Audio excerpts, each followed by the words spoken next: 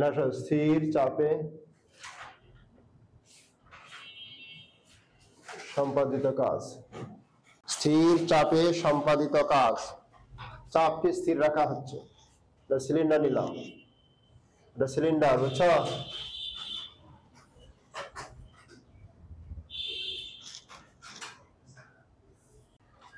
এটা সিলিন্ডার, সিলিন্ডারের মধ্যে গ্যাস আছে, এটা পিস্টন।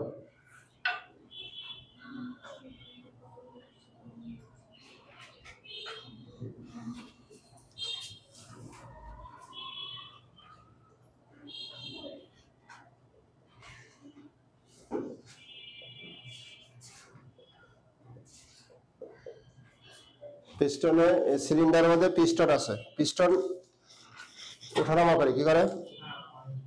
পিস্টনকে যদি নিচে চাপ দেই তাহলে আয়তন কমে যাবে, আয়তন, আর পিস্টন উপরে উঠলে আয়তন বেড়ে যাবে। চাপ কমলে আয়তন বাড়ে না? কার সূত্র ছিল মনে আছে? বয়সে। কিন্তু তাপমাত্রা যে স্থির থাকে। এখন এই যে উপরে এটা হল প্রস্থ ক্ষেত্রফল, এটা হল প্রস্থ ক্ষেত্রফল এটা কি? এই যে এখানে দিই প্রস্থ ছেদের ক্ষেত্রফল, হলো প্রস্থ ছেদের ক্ষেত্রফল। আর ভি হলো আদি আয়তন। এই যে দেখো, এটা হলো আদি আয়তন, এটা V1, V1 হলো আদি আয়তন। V1 কি? আদি আয়তন। আর যদি গ্যাসে তাপ দেওয়া হয়, কি দেওয়া হয়? তাপ দিলে আয়তন বাড়বে না? এই চাপ, এই যে পি হলো এটা স্থির চাপ, স্থির চাপ। V1 হলো আদি আয়তন, আদি আয়তন। আর নিচ থেকে তাপ দিলে কি হবে? আয়তন বেড়ে যাবে। কিন্তু আমি যদি আরো চাপ দিই তাহলে আয়তন কি বাড়বে? নিচ থেকে তাপ দিলে, এখানে তাপ দেওয়া হচ্ছে, তাপ, তাপ, হিট দেওয়া হচ্ছে। তাপ দিলে কি হবে? তাপমাত্রা বাড়বে। তাপমাত্রা বাড়লে গ্যাসের আয়তন বেড়ে যাবে। এখন আয়তন বাড়ার চেষ্টা করতেছে, কিন্তু আমি উপর থেকে আরো চাপ দিচ্ছি, ভিতর থেকে চাপ দিচ্ছে, উপর থেকে আরো চাপ দিচ্ছি, তাহলে আয়তন বাড়বে? পারবে না। চাপের যদি পরিবর্তন হয় আয়তন বাড়বে না। কিন্তু আমি চাপকে স্থির রাখছি, চাপকে স্থির রাখার ফলে ভিতর থেকে কি চাপ দিচ্ছে, তাহলে আয়তন বেড়ে যাচ্ছে। উপরে এই চাপটা স্থির, কিন্তু যখন গ্যাসে তাপ দেওয়া হবে তখন ভিতর থেকে এটা ঊর্ধ্বমুখী চাপের সৃষ্টি হবে। কি হবে? ঊর্ধ্বমুখী চাপের, এই চাপের কারণে পিস্টনটা কি হবে? উপরের দিকে উঠে যাবে। কখন উঠবে বলতো? যখন আমি বাহ্যিক চাপকে স্থির রাখবো। বাহ্যিক চাপকে কি রাখবো? স্থির রাখবো। সেটাই স্থির চাপে সম্পাদিত কাজ। এখন মনে করো, তাহলে এখন পিস্টন উপরে উঠলো, পিস্টন এখানে উঠলো, এই পর্যন্ত আসলো, ঠিক আছে? এই পর্যন্ত ধরো এতটুকু হলো V2, এতটুকু কি? V2। আর এই অংশ হলো, এই যে এই অংশ হলো ডেল ভি, এটা হলো ডেল ভি। তাহলে ডেল ভি আদি আয়তন কি? V1। চূড়ান্ত আয়তন V2 হলো কি? চূড়ান্ত আয়তন, চূড়ান্ত আয়তন। তাহলে এখানে আয়তনের পার্থক্য, আয়তনের পরিবর্তন, ডেল ভি সমান সমান V2 minus V1। Del V সমান কি? V2 minus V1। তাহলে আয়তন পরিবর্তন কখন হবে? চাপ স্থির থাকে। কখন হবে? চাপ, যখন চাপ পি স্থির, স্থির। এবার সম্পাদিত কাজ, তাহলে কাজ ডাব্লিউ, তাহলে অল্প আয়তনে কাজ হবে কত? অল্প আয়তনে কাজ হবে, অল্প আয়তনের পরিবর্তনে কাজ হবে ডি ডাব্লিউ, তাই না? আর মোট কাজ যদি আমি ধরি W equal integration of D W, এর মনে আছে ইন্টিগ্রেশন সমাকলন মনে নাই? এটা কি ডি এক্স সমান কি হয়?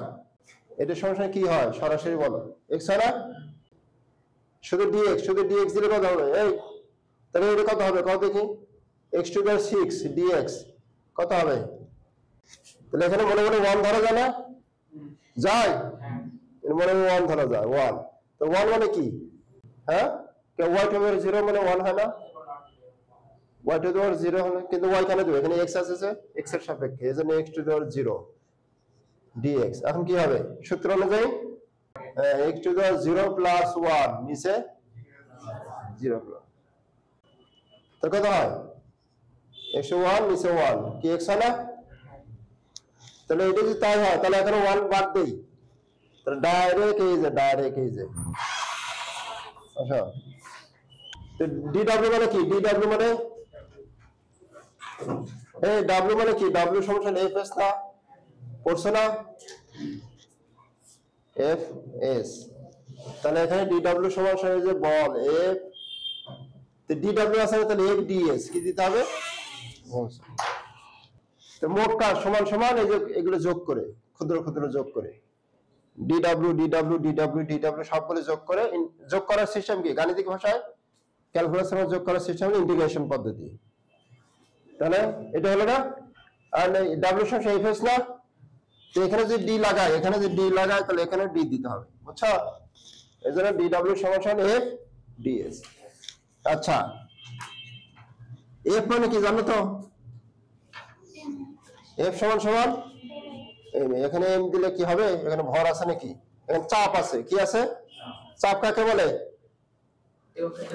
একক ক্ষেত্রফলের উপর প্রযুক্ত বলকে চাপ বলে। চাপ কাকে বলে? একক ক্ষেত্রফলের উপর প্রযুক্ত বলকে চাপ বলে। তাহলে এই ক্ষেত্রফলের উপর বল হলো f, তাহলে একক ক্ষেত্রফলের বল কত? এটা কি চাপ না? তাহলে চাপ p সমান f বাই a, চাপ p সমান f বাই a। তাহলে f সমান কত? অতএব f বল কত? f সমান pa, f সমান pa। তাহলে f কি লিখবো? f সমান pa আর ds। ds কতটুকু? ds হলো পৃষ্ঠের সরণ। ds কতটুকু দেখো, ds হলো এই যে এতটুকু ds, এখান থেকে এই যে এখান থেকে এখানে আছে, এই যে এতটুকু হলো ds। পৃষ্ঠটা একটু উপর থেকে নিচে গেছে না, নিচ থেকে উপরে গেছে না, যে যতটুকু সরল হলো এটা হলো ds। তাহলে pds। এখন ক্ষেত্রফল গুণন দৈর্ঘ্য কি হয়? ক্ষেত্রফল গুণন দৈর্ঘ্য আয়তন। এই যে বুঝো তো, এই যে এরকম, এই যে মুখটা হলো ক্ষেত্রফল, এই মুখটা ক্ষেত্রফল কি, আর সরল এই যে দৈর্ঘ্য, এটা দৈর্ঘ্য। তাহলে এটা যদি ds হয়, ds কি হয়?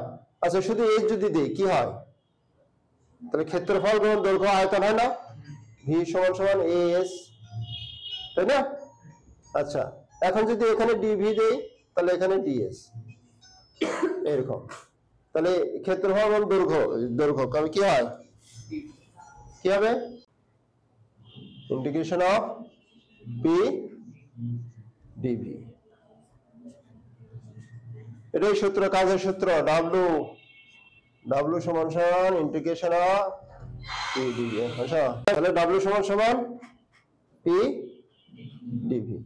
তাহলে dv আর dv টা কি? dv এই যে dv মানে আয়তনের পরিবর্তন কি? এটাকে লেখা যায় সমান p into v2 minus v1। যে আয়তন বৃদ্ধি হয় তাহলে v2 মাইনাস v1, আর আয়তন হ্রাস হয় তাহলে v1 মাইনাস v2। বুঝা গেছে? বুঝছো? তাহলে w সমান মোট কাজ, এটা হলো মোট কাজ p v2 মাইনাস v1। এখন আয়তনের, এটা কি সিলিন্ডার না? সিলিন্ডার আয়তনের সূত্র কি? তাহলে সিলিন্ডার আয়তন v সমান পাই আর স্কয়ার l, দৈর্ঘ্য l বা h দাও, দুটোই হবে। বুঝছো? এটা আয়তন। আয়তনের সূত্র। এটাই হলো স্থির চাপে সম্পাদিত কাজ। স্থির চাপে এক্ষেত্রে চাপ স্থির থাকবে, তাহলে কাজ হবে W সমান P into V2 minus V1। এই dv কে ইন্টিগ্রেশন করতে হবে, dv কে কত হবে? শুধু v না, লিমিট কত? V1 থেকে V2। তাহলে কত হবে? P v এর একটা মান হলো V1, V2 আর একটা মান হলো কি V1। এই সেটা একবারে লিখছি আমি। তাহলে আমাদের সম্পাদিত স্থির চাপে সম্পাদিত কাজের সূত্র কি? চাপ গুণন আয়তন না আয়তনের পরিবর্তন। তাহলে স্থির চাপে সম্পাদিত কাজের সূত্র কি? আয়তনের পরিবর্তন। চাপ গুণন কোন ক্ষেত্রে? এটা স্থির চাপ বললে আমি এই সূত্র ব্যবহার করব, ঠিক আছে? আর চাপ যদি স্থির না থাকে তাহলে কিন্তু এই সূত্র হবে না। আচ্ছা, এটার একটা অঙ্ক লেখো যে 30 সেন্টিমিটার ব্যাসের একটি সিলিন্ডারের মধ্যে 30 সেন্টিমিটার ব্যাসের একটি সিলিন্ডারের মধ্যে 12 সেন্টিমিটার উচ্চতার নাইট্রোজেন গ্যাস আছে। ঠিক আছে? নাইট্রোজেন গ্যাস আছে। আচ্ছা, তাপ প্রয়োগের ফলে গ্যাসের আয়তন 3 গুণ হয়। গ্যাসের আয়তন 3 গুণ হয়। শুরুতে লেখো, প্রথমে কি লিখছো? সিলিন্ডারের মধ্যে, তাই না? সিলিন্ডারের মধ্যে 6 atm চাপে, ওটা একটু লেখো, 6 atm চাপে উপরে সিলিন্ডারের মধ্যে, হ্যাঁ, এত গ্যাস আছে।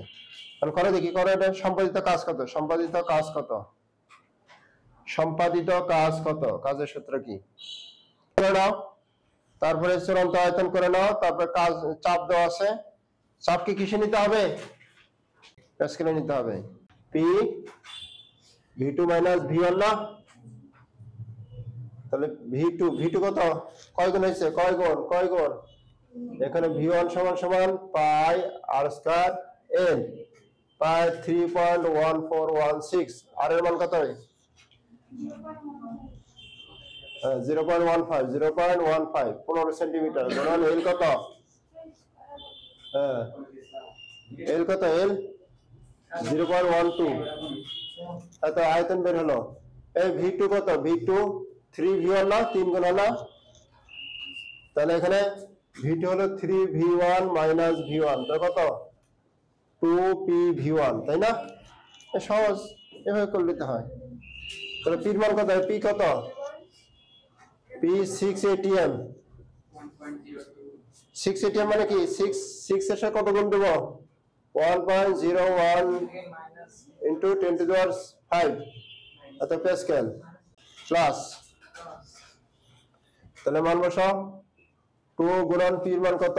6 into 1.01 3/2 দাও into 10 to the power 5 গুণন V1 এর মান যেটা বের হয়েছে। ইন্টারনাল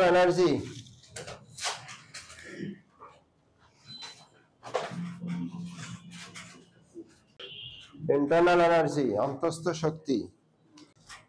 কঠিন পদার্থের অণুগুলো খুব কাছাকাছি থাকে, তাই না? কিন্তু অণুগুলো স্থির থাকে, তার জায়গাতেই হালকা একটু কাঁপতে থাকে। কঠিন পদার্থের হালকা কাঁপতে থাকে, কিন্তু তার জায়গাতেই থাকে, জায়গা থেকে সরে যায় না। তো কঠিন পদার্থের অণুগুলোর মধ্যে যে শক্তি, সেটাকে বলা হয় আন্ত আণবিক শক্তি। কি বলে? কঠিন পদার্থের ক্ষেত্রে কি শক্তি? অণুগুলোর মধ্যে যে শক্তি, সেটা হলো আন্ত শক্তি। এটা মূলত কম্পন শক্তি, বুঝছো? কি শক্তি? তো মূলত এটা শুধুমাত্র গতি শক্তি, শুধুমাত্র অণুগুলো এইভাবে কাঁপে, এইভাবে অথবা এইভাবে, শুধুমাত্র গতি শক্তি, কিন্তু ঘোরে না। আর গ্যাসের ক্ষেত্রে অণুগুলো কাঁপে না, ছোটাছুটি করে। কঠিন পদার্থের বা তরল পদার্থের ক্ষেত্রে অণুগুলো জায়গা থেকে কম্পিত হয়। এই ক্ষেত্রে শুধু গতিশক্তি হয়, কি? রৈখিক গতিশক্তি। কি গতিশক্তি? আর গ্যাসের ক্ষেত্রে অণুগুলো অনেক দূরে অবস্থান করে, স্বাধীনভাবে চলাফেরা করে। কিভাবে? স্বাধীনভাবে চলাফেরা করে, কিন্তু কঠিন বা তরল পদার্থের অণুগুলো স্বাধীনভাবে চলাফেরা করে না, তখন বিকর্ষিত হয়। আবার দূরে গেলে আকর্ষিত হয়, কাছে আসলে দূরে গেলে আকর্ষিত। এই যে আকর্ষণ বিকর্ষণ, আকর্ষণ করলে কাছে টানে, যে একটা নির্দিষ্ট জায়গার মধ্যে আসে তখন আর বিকর্ষিত হয়। ওটা একটা সীমা আছে, এই যে অণু এখানে, এই যে অণু, এটা হলো সীমা। এখন অণুগুলো যখন এই আকর্ষিত হয়, কি হয়? আকর্ষিত হয় যখন এই সীমাতে আসে তখন আর বিকর্ষিত হয়। বিকর্ষিত হবে এইদিকে চলে যায়, এখানে আসে, এই বিকর্ষিত এইদিকে যায়। আবার দূরে গেলে আবার কি হয়? আকর্ষিত হয়। একটা যায় এই পর্যন্ত হলো, এর বাইরে যায় না, এই পর্যন্ত আসলে আবার আকর্ষিত হয়। ঠিক আছে, এটা হলো আকর্ষণ, এটা আকর্ষণ। আর এই যে এইটা হলো বিকর্ষণ, এটা বিকর্ষণ। আকর্ষণ বিকর্ষণ, আকর্ষণ দূরে গেলে আকর্ষিত হয়, কাছে আসলে বিকর্ষিত হয়। এটা সিস্টেম, এটা আমাদের মধ্যেও আছে, আমাদের মধ্যেও আছে, বুঝছো? আছে না? দুইজনে ঝগড়া করছে, দুইজনের ঝগড়া হয়, কি হয়? একটা নির্দিষ্ট সীমার মধ্যে আসলে বিকশিত হবে, আর একটা নির্দিষ্ট সীমার বাইরে যাওয়ার আগেই আকর্ষিত হবে। এইভাবে আকর্ষণ কম্পিত হয়, কিন্তু তার জায়গা ছাড়ে না। এটা কঠিন আর তরল পদার্থের ক্ষেত্রে হয়, কিন্তু গ্যাসের ক্ষেত্রে অণুগুলোর মধ্যে আকর্ষণ বিকর্ষণ থাকে না। অণুগুলোর মধ্যে কি থাকে না? থাকলে খুব কম, এত কম যে নেগলিজিবল, ধর্তব্য নয়। সেক্ষেত্রে অণুগুলো ছোটাছুটি করে, কি করে? তো অণুগুলো যখন ছোটাছুটি করে তখন অণুর দুইটা শক্তি থাকে, ঠিক আছে? অণুগুলো যখন ছোটাছুটি করে তখন অনেকগুলো থাকে। এই যে অণু, গ্যাসের ক্ষেত্রে অণু এই জায়গাতে সে কম্পিত হচ্ছে, কি হচ্ছে? কম্পিত হচ্ছে, আবার এদিকে ছুটতেছে, ঠিক আছে? আবার এখানে কিন্তু সে ঘুরতেছে। তিনটা গতি আছে, কটা গতি? এই অণুটা এখান থেকে ঘুরতেছে, তার জায়গা থেকে, খুব কঠিন বিষয়। এই জায়গাটা অণুটা ঘুরতেছে, কিন্তু এইভাবে ঘুরতেছে, ঘুরতেছে, ঘোরার সাথে সাথে আবার এদিকে কম্পিত হচ্ছে, সাথে সাথে আবার এদিক ছোটাছুটি করতেছে, ছোটাছুটি করতেছে, ছোটাছুটি করে আরেকটা অণুর সাথে ধাক্কা খাচ্ছে, অথবা পাত্রের দেয়ালের সাথে ধাক্কা খাচ্ছে, নিজেদের মধ্যে সংঘর্ষে লিপ্ত আছে, বুঝছো? তাহলে কয়টা শক্তি? তিনটা। একটা রৈখিক, যখন এই যে যায় তখন এটা হলো ভি বেগ, কি বেগ? তাহলে ভি বেগের জন্য গতি শক্তি রৈখিক, linear, linear half m v square. আর এটা যখন ঘোরে, এটা যখন ঘুরতেছে, আচ্ছা, এরকম ঘোরার ক্ষেত্রে কৌণিক বেগ আছে, কৌণিক বেগ ওমেগা, এটার জন্য একটা শক্তি কে আর, রোটেশনাল কৌণিক এনার্জি আর, কে আর হাফ এম, না হাফ কি আই ওমেগা স্কয়ার। কি আইটা কি মনে আছে? আইটা কি মনে আছে? না এই চ্যাপ্টার পড়ায়নি, এটা নিউটন বলবিদ্যা তো পড়ানো হয়নি না? আই হলো জড়তার ভ্রামক, কি ভ্রামক? আর ডব্লিউটা কি? এটা পড়েছি। ডব্লিউটা কি? ওমেগা, কৌণিক বেগ। আর এটা হচ্ছে কম্পন শক্তি, কম্পিত হয়, এটার একটা শক্তি আছে। তাহলে এই যে তিনটা শক্তি মিলে মোট শক্তি যেটা, সেটা হলো অন্তঃস্থ শক্তি, বুঝছো? এই সবগুলো শক্তির মিলিত শক্তি বলা হয় অন্তঃস্থ শক্তি।